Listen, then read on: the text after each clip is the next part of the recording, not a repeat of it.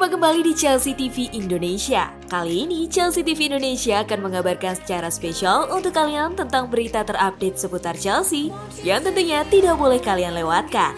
So, pastikan tonton sampai selesai ya Blues.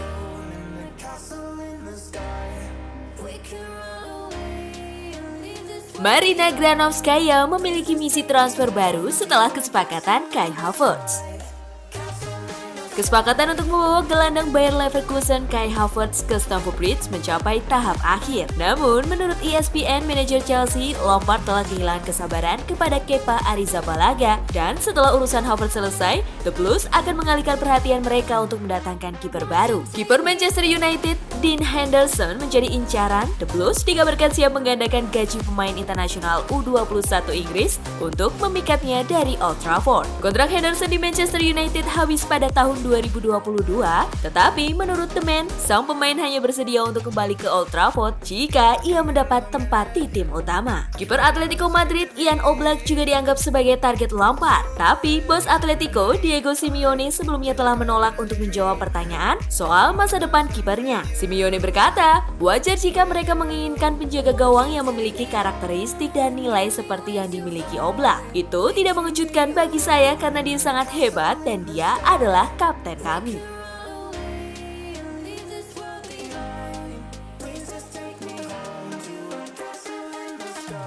Chelsea kehilangan wonderkid Samuel Iling. Chelsea akan kehilangan pemain muda berusia 16 tahun Samuel Iling ke Juventus musim panas ini. Menurut laporan di Italia, Juve melanjutkan reputasi sebagai rajanya free transfer. Bianconeri berhasil mendatangkan Paul Pogba, Sami Khedira, Aaron Ramsey, dan Emre Can dalam beberapa tahun terakhir tanpa membayar biaya transfer. Dan kali ini giliran Samuel Iling. Dilansir dari Calcio Mercato, sang juara Italia telah mencapai kesepakatan dengan Iling melalui perwakilannya. Bayern Munich, Borussia Dortmund, dan RB Leipzig sebenarnya juga tertarik mengontraknya, tetapi Juve nampaknya bergerak lebih cepat. Dikatakan bahwa Iling sudah melakukan pemeriksaan medis di Turin dan akan diumumkan sebagai pemain Juve mulai September nanti. Pemain sayap kiri ini telah membuat 11 penampilan dan menyumbangkan 1 assist untuk tim U18 Chelsea musim ini. Dia bukan satu-satunya bintang Chelsea yang dikaitkan dengan kepindahan ke Juventus. Laporan lain menunjukkan Maurizio Sarri juga bertekad untuk membawa pemain tengah favoritnya, Jorginho. Playmaker ini telah bermain bersama Sarri sejak di Napoli sebelum akhirnya mengikuti bosnya ke Stamford Bridge pada musim panas 2018. Namun, dia tidak begitu disukai Frank Lampard, sehingga kepindahannya ke Juve menjadi masuk akal bagi semua pihak.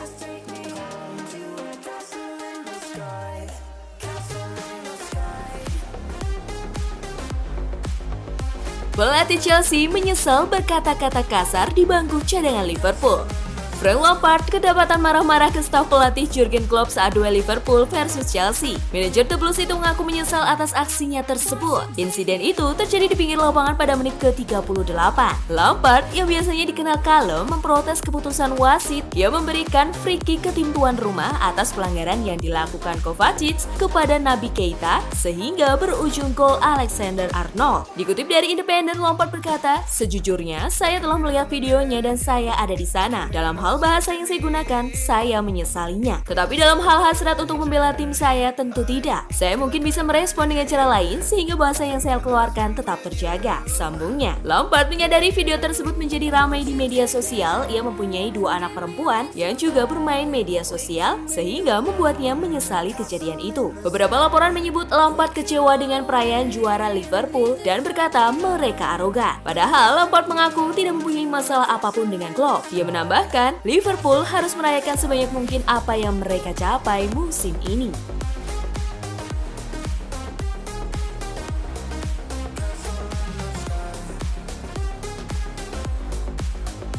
Respon Klopp soal arogan, dia perlu belajar. Lampard mengkritik Liverpool setelah pertandingan di Anfield minggu lalu. Dalam pertandingan yang berakhir dengan skor 5-3 untuk kemenangan Liverpool, Lampard terlihat marah dan berdebat dengan staf Liverpool. Setelah pertandingan, Lampard memperingatkan Liverpool untuk tidak terlalu sombong setelah menjadi juara Liga Premier. Manajer Chelsea kemudian mengatakan bahwa dia tidak punya masalah dengan Klopp. Lampard kemudian juga mengklarifikasi bahwa dia tidak kesal dengan Klopp, tetapi dengan orang-orang di belakang bangku. Klopp menjawab pernyataan Lampard dengan mengatakan bahwa timnya tidak sombong. Manajer Liverpool juga mengatakan mengatakan Lampard masih harus belajar untuk tidak mengungkit insiden yang terjadi di lapangan setelah pertandingan sudah berakhir. Dalam laman ESPN, Klopp berkata, "Frank jelas sedang dalam mode kompetitif. Saya sangat menghormati itu. Dalam situasi seperti itu memang bisa memancing emosi, tetapi bicara setelahnya seperti ini tidaklah etis. Frank harus memperbaiki sikapnya. Dia punya banyak waktu karena dia adalah pelatih muda, tapi dia harus belajar," imbuhnya.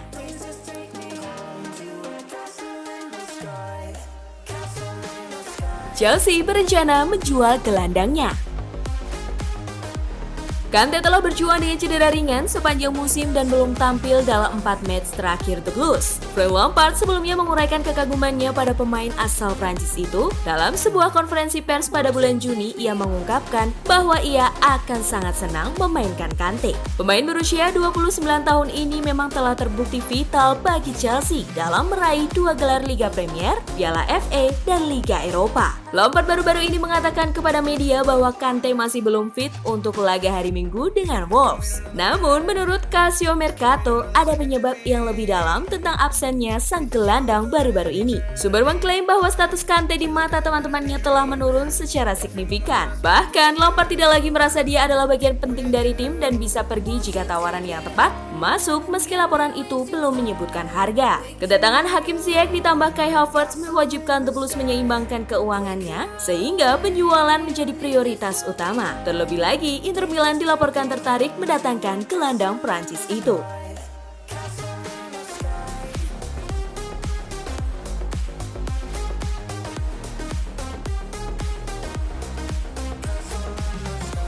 Dilema para supporter sepak bola. Pekan lalu, Perdana Menteri Boris Johnson mengumumkan niat pemerintah untuk mengizinkan para supporter kembali ke stadion bulan Oktober. Hal ini tentu disambut baik setelah lama libur menonton sepak bola di stadion sejak Maret. Tetapi harus disadari, keadaan saat ini jauh dari kata normal. Jika resmi dibuka nanti, kita harus tetap waspada terhadap serangan gelombang kedua yang mungkin terjadi di musim gugur. Bukan hanya pendukung yang ingin kembali, sebagian besar klub sepak bola sangat membutuhkan pemasukan dari penjualan tiket. Klub-klub Liga Premier bersama dengan kelompok-kelompok supporter telah membahas soal bagaimana semua ini bisa bekerja nanti, mengingat kita semua masih hidup dengan ancaman COVID-19 dan harus tetap waspada. Tidak diragukan lagi bahwa kedepannya penonton akan dibatasi, kemungkinan hanya 25% yang diizinkan dari kapasitas stadion, juga diterapkan kontrol yang ketat untuk menjaga supaya semua aman. Supporter yang memiliki gejala virus atau telah melakukan kontak pada seseorang yang positif sudah pasti tidak diizinkan masuk. Fasilitas kebersihan akan diperbanyak dan physical distancing akan diterapkan di dalam stadion. Untuk itu, mulai sekarang klub perlu mempersiapkan aturan kerumunan, salah satunya antrian keluar masuk stadion. Stamford Bridge memiliki kapasitas 42.000 dengan sekitar 60% pemegang tiket musiman. Dengan batas kapasitas 25% berarti paling tidak ada sekitar 15.000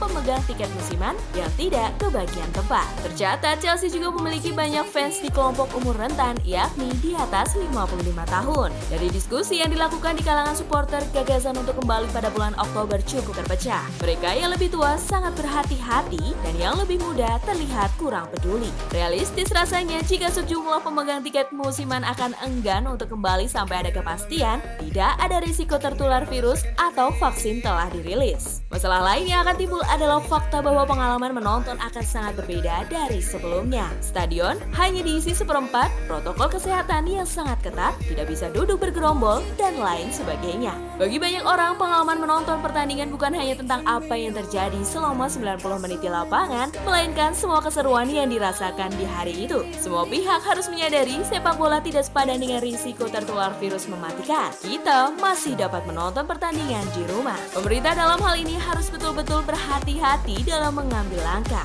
Opini ini ditulis oleh David Sidgey dan dimuat di laman Football London pada 24 Juli 2020.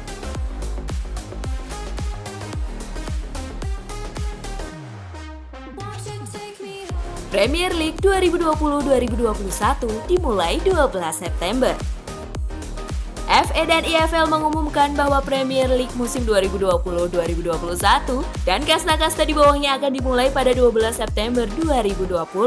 Itu artinya hanya ada waktu kurang dari 2 bulan bagi seluruh tim pesertanya untuk beristirahat dari hiruk-pikuk Liga Inggris musim ini. Jika tidak ada perubahan, Premier League 2020-2021 akan berakhir pada 23 Mei tahun depan. Sementara fase reguler divisi Championships, League One dan League Two yang dipayungi oleh EFL akan rampung pada 8 dan 9 Mei. Tim-tim yang masih berkompetisi di Liga Champions dan Liga Eropa praktis tak punya banyak waktu untuk beristirahat. Sebab, Agustus nanti mereka masih harus bermain menghabiskan sisa musim yang belum rampung. Manchester United dan Wolverhampton Wanderers masih bertahan di 16 besar Liga Eropa. Sementara Manchester City dan Chelsea di Liga Champions. Premier League 2019-2020 masih menyisakan satu laga lagi. Liverpool sudah dipastikan keluar sebagai juara, sementara Norwich City harus turun kasta ke divisi Championship sebagai juru kunci. Di sisi lain, FM masih mendiskusikan bagaimana skema tim-tim Inggris yang akan bertarung di pentas Eropa per musim depan. Sangat mungkin Liga Champions dan Liga Eropa akan mengalami penundaan.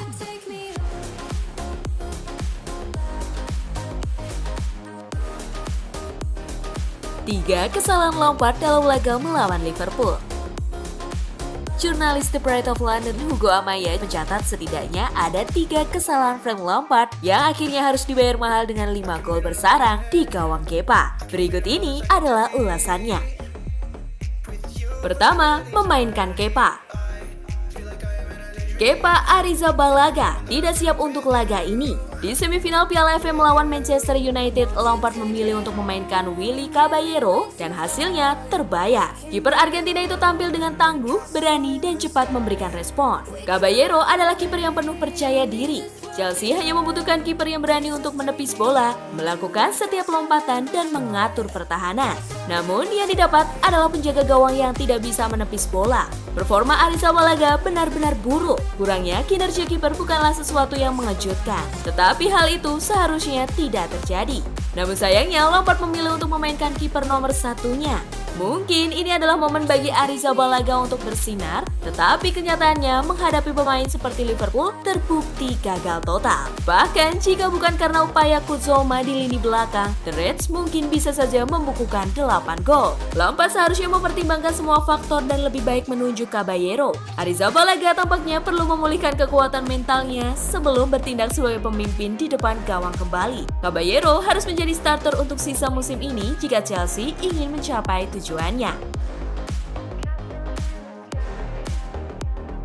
Kedua, memainkan Jorginho.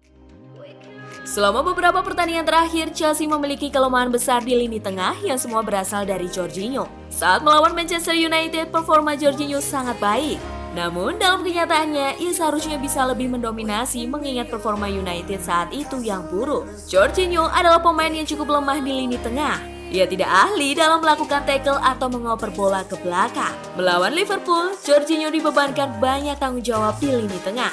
Sang gelandang memang berhasil mempertahankan penguasaan bola untuk The Blues, tetapi kontribusinya hanya berhenti sampai di sana. Chelsea membutuhkan seseorang yang bisa mengendalikan lini tengah dan menyerang ke depan. Seseorang yang bisa memainkan umpan terobosan. Seseorang yang bisa melakukan tackle untuk menghentikan serangan balik. Di dalam pertandingan ini, Jorginho tidak melakukan hal semacam itu. Dia bahkan malah melakukan hal sebaliknya.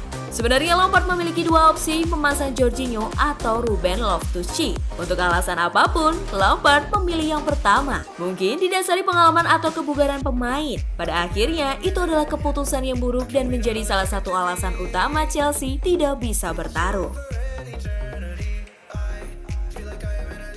Ketiga, formasi. Menggunakan 3 bek di belakang memang efektif melawan United, tetapi itu tidak akan berhasil melawan Liverpool.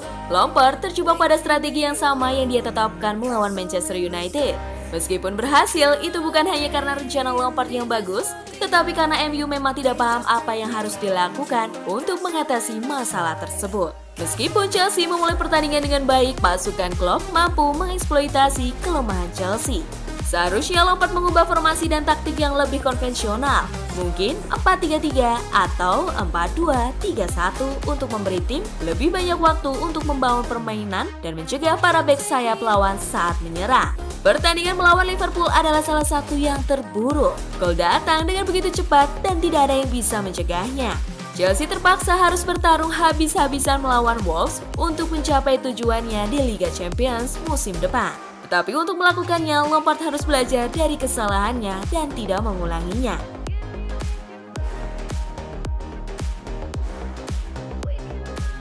Itulah tadi beberapa berita terhangat minggu ini yang berkaitan dengan Chelsea. Bagaimana nih tanggapan kalian tentang berita-berita tadi, Plus? Buat kamu yang mau request, mau dibahasin sesuatu, atau mau diskusi, silahkan komen-komen di bawah ya. Jangan lupa like, share, dan nyalakan lonceng notifikasi supaya kalian gak ketinggalan berita terupdate dari Chelsea TV Indonesia. As always, I will see you in the next video. Stay safe everyone!